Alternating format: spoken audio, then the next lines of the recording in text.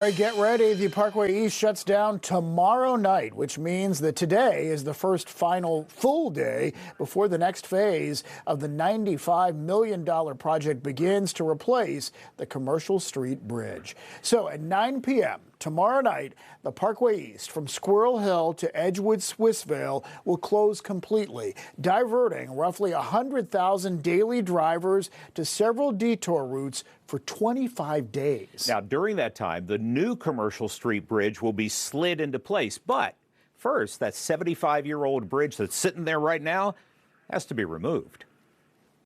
With a major road like the Parkway closed, time is precious, and PennDOT won't waste a second. Quite honestly, literally, as soon as the road's closed, crews will be mobilizing equipment out onto the bridge and start demolition. PennDOT's John Myler says 2 crews eastbound and 2 crews westbound will meet at the center of the bridge.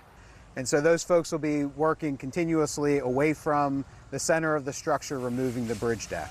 With no pause in sight. That will be around-the-clock demolition of that bridge deck. Already, the superstructure of the old span is being prepared to be brought down. So there are thousands of holes drilled into the concrete structure right now, where explosive charges will be inserted.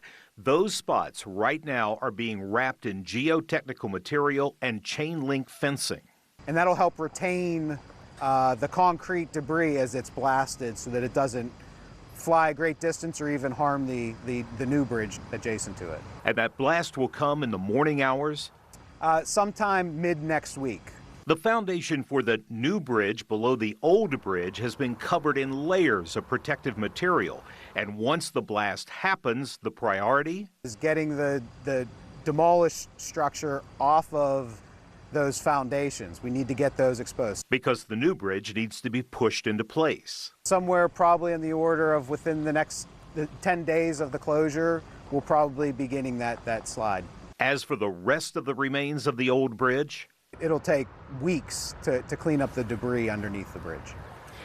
In fact, that cleanup of the old bridge is going to be going on even after the new bridge is in place and traffic is using it. So this is going to go on for a while, but this is all going to happen really fast. Yeah, and they're really close, those 2 bridges. Yeah. I mean, are they concerned about damaging the new bridge in the process of this implosion?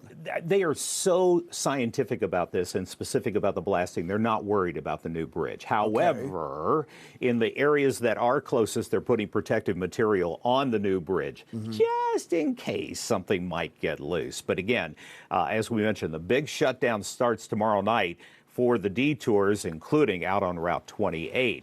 Now, traffic coming off of the PA Turnpike is likely going to increase through Harmer, right there along Freeport Road, and same goes for 910 interchange. And PennDOT says it'll keep an eye on the traffic signals in those areas to try and make that run as smoothly as possible.